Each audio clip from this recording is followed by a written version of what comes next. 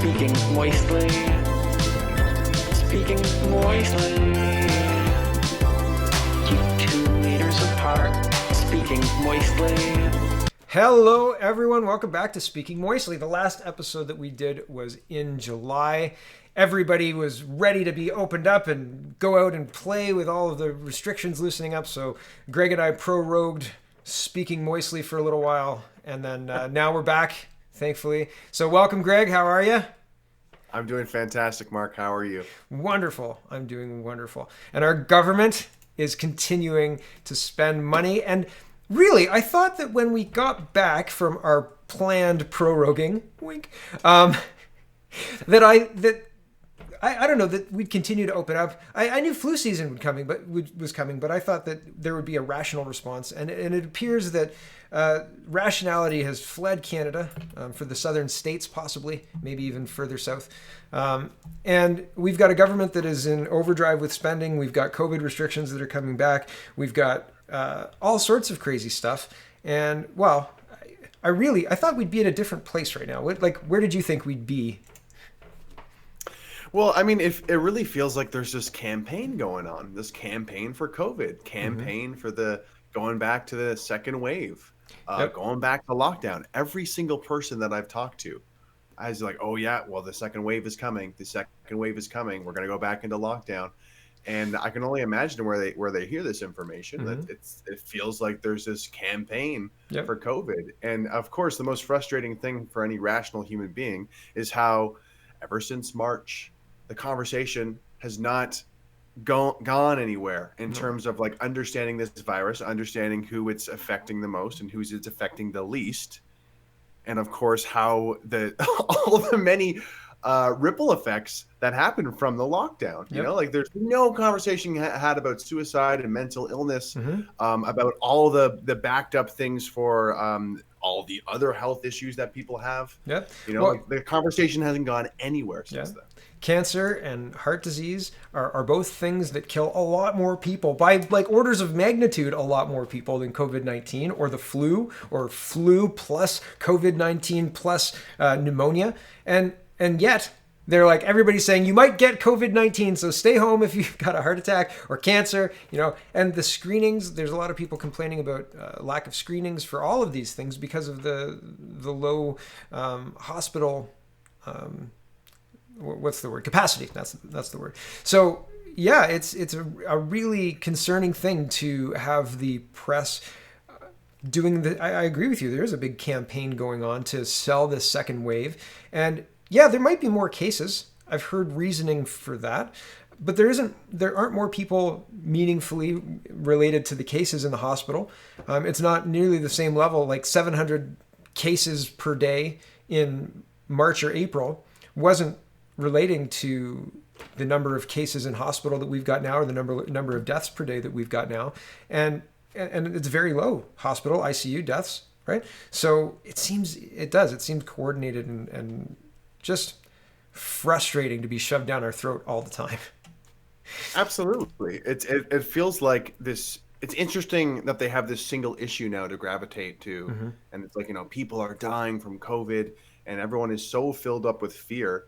And meanwhile, it's like, you know, it's really a first world problem. Like, oh, God forbid you catch COVID, but it's like you should be so lucky that that's your biggest problem. You know? Yeah, well, and I mean the collateral damage as well that we were just kind of talking about. COVID is secondary to businesses just going under, right? Like there were businesses that were supporting families, and you can't replace that with just government spending, unending government spending. Like people aren't built to do that. Canadians aren't built to do that, I don't think. Speaking of government spending, let's get into this because we're going to talk more about COVID in just a minute, and specifically about COVID and Elon Musk. He calls Bill Gates a knucklehead, which I think is great. But first, Justin Trudeau is spending our money. Trudeau pledges an additional $400 million in humanitarian aid to fight COVID-19. He says Canada will commit an extra $400 million in development and humanitarian spending to combat COVID-19. The new money will go to, quote, trusted partners on the ground fighting COVID-19. And he did this announcement with United Nations people.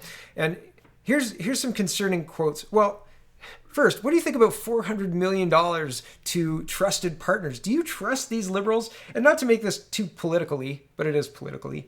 Do you trust these liberals to spend this money on trusted partners? Who? Governments? Not governments. NGOs? Non-governmental organizations? Which ones? I mean, I feel more and more vindicated every day in terms of like, my worldview and my suspicions of, maybe this foreign aid stuff, maybe this stuff actually isn't that productive. Maybe we're actually not getting such a good return on investment. And I base that on many different scenarios that don't really hit the mainstream news. But it's like, in the wake of the We Charity scandal. Yes. We should really there should be widespread suspicion, or at least, critical thought towards all of these things of, hey, it's a humanitarian issue. We're sending this money. Isn't that so great? It's like, well, this huge charity scandal just happened. Yeah. Yeah. Like, and it's not, guys. And it's not like the opposition's like, well, this We Charity scandal thing just happened. Like, I mean, to a certain extent they are, but in all the news articles that I read and the ones I read this morning on my show, the conservatives were like, it's not like we're not willing to play ball, guys. It's not like we're not going to agree. We just need to debate it more. And I like, to a point, I'd agree. I agreed. Like, you can hash some things out in a debate, but there should be somebody saying, hey, remember like 10 seconds ago when the liberals gave $1 billion to their buddies? Who's getting the kickbacks here? Is it we? Yeah. Are they giving we $400 million because they're trusted partners? Because they're now, I think all their Canadian properties have wound down. So, maybe move everything to Panama and Yahtzee, right? Absolutely. And a year ago, I would be very hesitant to kind of openly call the masses like unthinking and indoctrinated. Mm-hmm. But now it's like I'm not afraid to actually just come out and say that. I actually think you're a little bit indoctrinated. I think you're being misled. Mm-hmm. Absolutely. And there's just, if you want to go to the third to last paragraph or third to last sentence, this really pisses me off. Trudeau said Canada will invest more in the coming years, and he will continue to advocate for debt relief for developing countries facing economic hardship because of the pandemic. What about the country you lead, man? Yeah. What about the country you live in? And it's so frustrating because, I mean, as somebody who used to be a PPC candidate, and advocates for them, like we've been advocating this idea and promoting this idea that Justin Trudeau does not care about Canada. Mm-hmm. And Justin Trudeau is a, globalist puppet, to borrow a phrase. Mm-hmm. And it's like, do you want more evidence of this? Like, it's right here. It's right here in front of you. And for even more evidence, just let's go to the two paragraphs that I've got highlighted just above that. This is Justin Trudeau's quotes. He says, Canada believes that a strong coordinated response across the whole world and across sectors is essential. This pandemic has provided an opportunity for a reset. This is our chance to accelerate our pre-pandemic efforts to reimagine economic systems that actually address global challenges like extreme poverty and inequality and climate change. These are the last people that I wouldn't trust them to return my Blockbuster rentals on time the next day. Never mind reset the financial system. What are you talking about? Put Chrystia Freeland in, and I fear like somebody's going to end up eating a dog. It's a pretty clear like kind of sign, Yeah. Like if somebody is talking about the economy, but the words they're using sounds like it would fit in a kindergarten class, that's a red flag. Yeah. We're going to reimagine this and reimagine that. And the green economy, it's like, this is not looking good, folks. Yeah, I do wonder yeah, I agree with you. I wonder how many serious economists would continue to sit around the table with Chrystia Freeland if she wasn't the finance minister, if she brought up, okay, guys, today we're going to talk about a financial reset, and we're going to have a system that actually addresses all of these things, and then the global challenges, extreme poverty, inequality, and climate change. How many of the economists, like the real, how many Stephen Harper level and above economists, people who understand what it takes to run an economy, are still sitting at the table going, like the climate change? I think just removes. I think they stand up and leave at that point because just look at what Trump did. Yeah, and I feel like a lot of our world and a lot of the propaganda out there, it's increasingly kind of like creating this self-reliant sort of belief system, and it's like less and less and less based in reality. Mm-hmm. Like you'll even see in publications that like sometimes they'll have like cartoons of this or that, and it's like I feel like it's really telling of how far the propaganda is going. It's not at all based in reality, Yep. and then it works together with the crazy rhetoric that that politicians like Mr. Trudeau deliver on a daily basis. Yep, and it is planned. It is planned for sure. So yeah, it's very interesting. They're looking to reimagine things, and they're being very, very forthright about it. All right, moving on to Elon Musk. Elon Musk and COVID-19. Elon Musk says he won't take the coronavirus vaccine. He calls Bill Gates a knucklehead. I think Elon Musk is a pretty well-known character, right? He's like he's a worldwide kind of guy. Everybody knows Elon. He's got his Tesla on his moon rocket or his Mars rocket, whatever, firing off into some asteroid belt. Like, that's a supervillain-esque kind of guy, right? He's Lex Luthor in real life, right? If there was a Superman, he'd be plotting something. He made a tunneling machine. Like, this is anyway.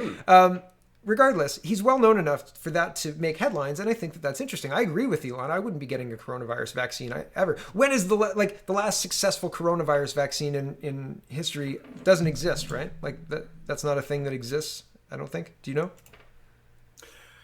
I don't know.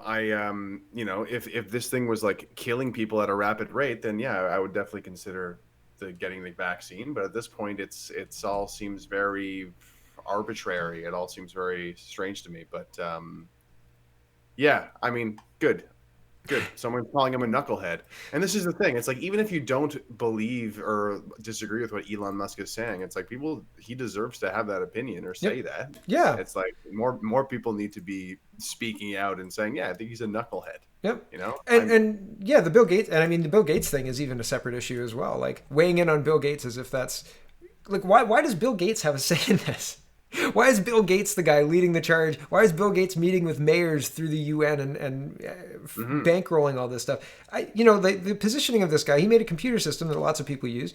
Why didn't he just go get rich and, leave us all alone? Right? Like, and maybe being a person philanthropist, right? Who's supposed to give back and stuff, right? Fine. That's all well and good. But that doesn't necessarily mean you get to have a place at the table and tell other people how to live. Like, you don't get to first tell them that they have to have the vaccine, and second, marginalize people or have a full-on propaganda campaign against people who disagree, and I don't know that Bill Gates is starting that, but yeah, I mean, it's weird because we have 16-year-olds who are climate experts. We have computer programmers who are microbiologist experts all of a sudden. Yep. It all doesn't really make any sense. But while we're on the topic of Bill Gates, I heard that he's now the majority shareholder of CN Rail in Canada. Really? How do Yeah. you? I would love to have the money to buy Crown corporations.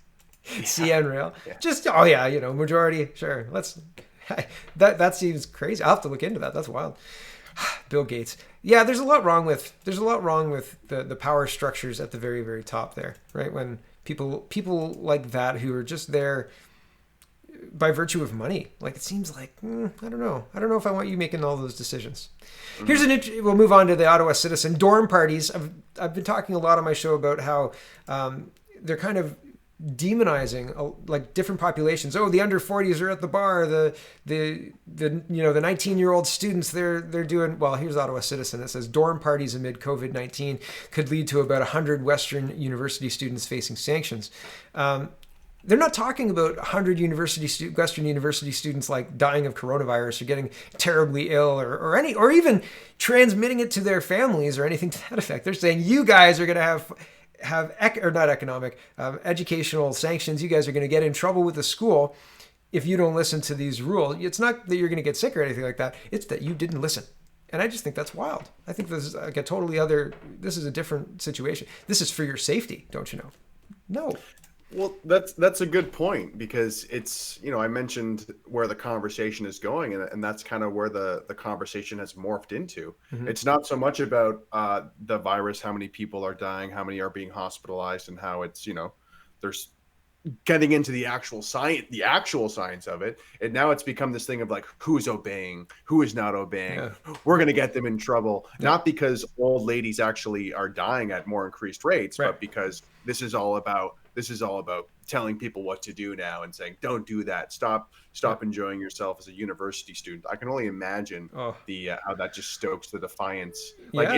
if you want to make a university kid feel like a badass or whatever, like, yeah, add all these rules, and then sipping a beer on campus with a group of friends is like this rebellious act. Like, it's that's a whole other topic, I guess. But it's the kind of thing I would look at that and immediately kind of get out of school if I could. I would like leave school, get an apartment just off campus or something to that effect, and definitely do all the things I'm not supposed to do while like middle finger, because like the whole thing is the school only controls you up to the extent that they can kick you out, right? And they're expecting, the parents are going to say, oh, don't do, listen to the school, and you don't want to lose your tuition or anything. But they need to rebel. They need to do exactly what you're talking about. They need to be able to do it and get away with it.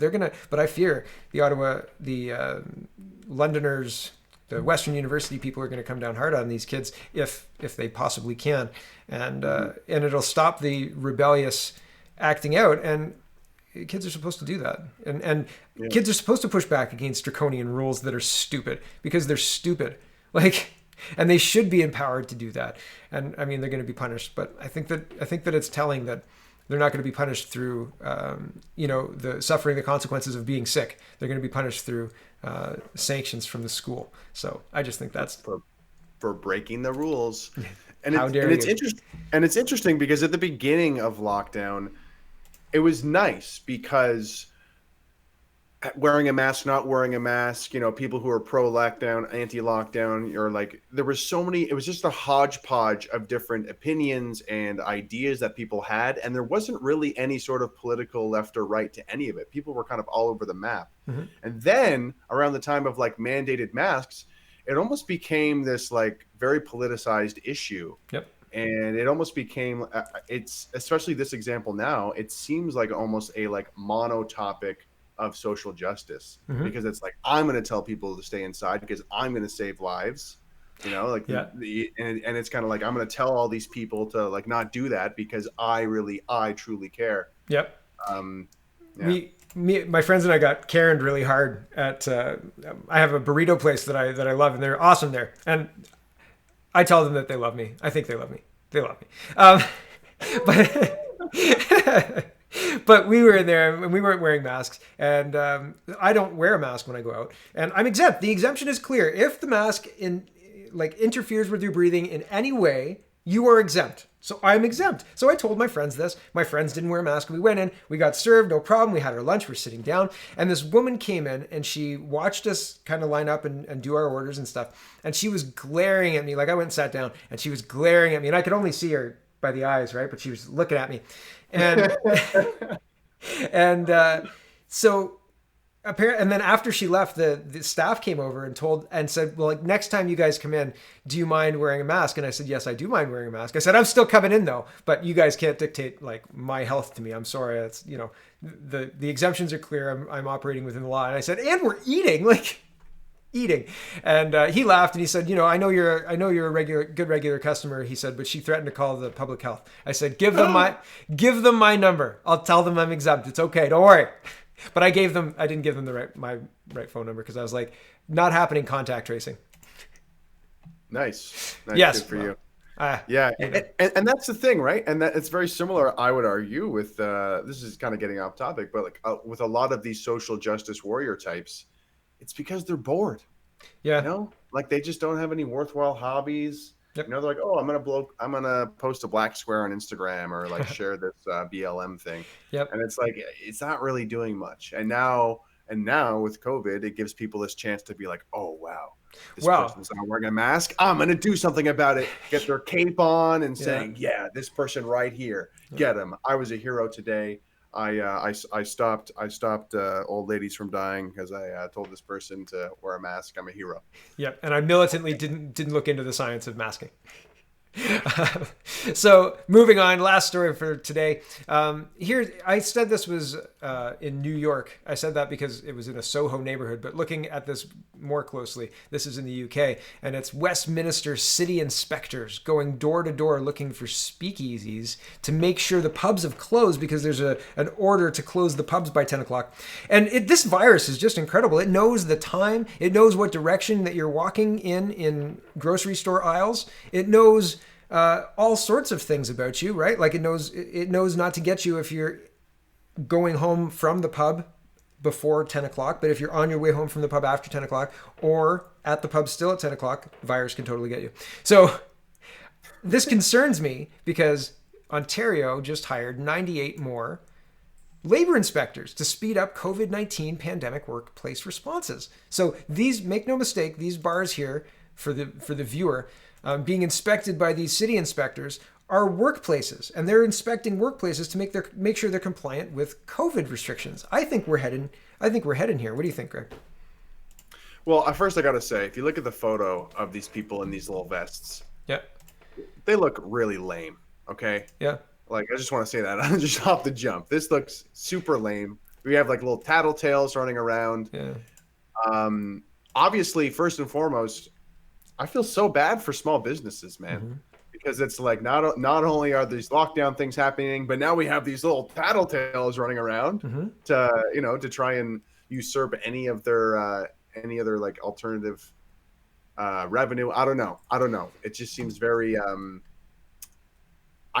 I think it's an awful sign, and I think it's so strange, right? Because there seems to be this pattern of, when it comes to totalitarian measures, the governments are very proactive on that. Yes. They're very super proactive with the totalitarian stuff. Mm-hmm. But of course, when it came to actually preventing the virus from coming into the country in the first place, they were really flat-footed. Yep. Super slow to respond. They're still flat-footed. They're still not doing much, in my opinion. The thing that stuck out, and you were the one who mentioned it, is the fact that they're not wearing masks. The inspectors themselves aren't wearing masks. Well, so, yeah. And I mean, the rules are for you, dear citizen, not us. We're making sure that you're following the rules. Got to mask up. And I wanted to mention, I mentioned capes a moment ago. Yep. These vests might as well be capes. These guys are heroes. They're going around. They're trying to find the evil people who are socializing. Oh my God, it's horrific. It's horrendous. Yeah. Go home. Go back to your pod. It's like Gremlins. It's like Gremlins. Don't feed the mogwais after midnight, right? Otherwise, don't have a pint in the pub after 10 p.m. or the virus will get you. If you go down the wrong way in the aisle in the grocery store, the virus knows. It'll turn into a gremlin. And the last story is we're trading 95 registered nurses from Newmarket to make sure that those 98, and it's not a direct trade. I don't want to imply that the Ontario government is cutting the 95 nurses and hiring 98 labor inspectors. But isn't it telling that, at this stage in COVID, with this second wave being propagandized everywhere, it's coming everywhere, and they're going to get you. That gremlin's going to get you. They cut the 95 nurses and they get the labor inspectors. I wonder why that is. It's just so odd. What do you think? This is really kind of dismantles a lot of the hype around COVID. It's like, oh, okay, COVID, so people are dying. It's like, why are we able to even, cut 95 nurse positions? Yeah. Huh. That's a lot of nurses. Yeah. That is a lot of nurses. Yeah. Like, especially for one hospital, right? So, I mean, and how do you justify that? Because the ebb and flow of healthcare and all that other fun stuff, things happen, right? Demographics and all that, but our populations are going up. The numbers that I've been looking at across the board have shown roughly 2,000 more deaths per death thing. So like heart disease, cancer, influenza, and pneumonia, roughly 2,000 more since 2006 in each one, and more when you start talking about the cancer and the heart disease. And so, like, why are we getting rid of the nurses? How could we possibly rationalize this in the middle of a pandemic with the second wave upon us? And Doug Ford is standing by and get these 95 nurses gone, cut those jobs. Just so weird, right? It's so frustrating. And where's this financial challenge coming from? Does it explain why they're facing financial challenges? Within the article here? Hold on, let's have a look. Okay, so we had a look, and Southgate is facing a substantial deficit which is unrelated to COVID-19 and predates the pandemic. Still, getting rid of 95 nurses during this whole crisis. And I'm sure they'll find jobs, hopefully, fingers crossed, right? But it seems, again, tone deaf. And like every other misstep that we've watched this government make, it's like watching a car accident happen like in wintertime where the car accident's happening at like 15 kilometers an hour and you're like, oh, stop, oh no, it's gonna, oh no. Or watching a boat collision. Have you ever watched that? Because there's nothing you can do about that. You're just like, oh no, that's gonna happen and it's gonna be bad. Like, no, oh. That's what it feels like we're watching. Yeah. Total implosion of like, and it's like, ooh, when it first starts to hit, it doesn't look so bad, but then when it starts to ripple out and things start to go, and the noise, it starts. Well, maybe that's hopefully. I would like to believe that, you know, many Canadians are kind of looking around and saying, especially now, especially since all that's happening with these, like, you know, plastic walls in public schools, like, you know, I think something is wrong here. I hope so. Something is not adding up here. The number of, and we're gonna finish on this. I think the number of newspaper articles, and it's in today's show, but not in this show. The number of newspaper articles I've seen with kids sitting on streets being instructed by teachers. Usually, like there's a teacher sitting on like a little chair, and they've got a storybook, and there's kids. They're sitting on a street with cars parked down either side. I'm like, who is doing this in Canada? And it just seems like this normalization of this round the bend. Like, just accept it. Like, yes, kids being educated in the street is totally normal as masking, as normal as plastic barriers everywhere. It works just as well. Everybody can be educated anywhere. Teach your children in the street. It's stupid. It's ridiculous. And it's like, it's being shoved down our throat like it's the medicine that's going to save us. And it's folly. It's false. It's absolutely false. Do you have any last words there, Greg? We're going to build back better. And welcome to the new normal. And yeah, no, it is getting hammered into us. And I gotta say, I cannot listen to the radio anymore, my God, or TV. Music. Like, I'll be in a grocery store and I'll just hear COVID-19 and the cases of positive COVID-19. I'm like, are you serious? Yep. Like, is this actually all they talk about? Yes. I like to go to Value Village. It's like a garage sale all the time. I'm so crazy. But I like to go to Value Village, and I usually have I have an earphone on. I'm usually listening to an audiobook or something to that effect. I'm listening to content. I like to listen to things, but I have one ear open just so I can hear what's going on. And even Value Village has every 35 seconds, it's like an ad. They can't even play a full song. Like a song will be playing in the background and they'll break into the song. Please, we expect all of our customers to socially distance. Thank you. We're keeping you safe. And it's like this unintrusive, nice voice saying horribly, horribly intrusive, awful things. It's like, oh, awful. It's awful. Everywhere. Yeah, everywhere. They have a similar message in Metro grocery stores. The developing situation of COVID-19. We're doing everything. It's so creepy. I remember. Do you remember? I'm sure you spent time at Paramount Canada's Wonderland. After like 6 hours, you could say like, "Welcome back. Enjoy the rest of your day at Paramount Canada's Wonderland." Right? Like, you got the intonation, the tone, the whole thing. I couldn't imagine working at a grocery store now. You'd be saying COVID-19. It's like a Clockwork Orange for COVID-19 for like the frontline workers.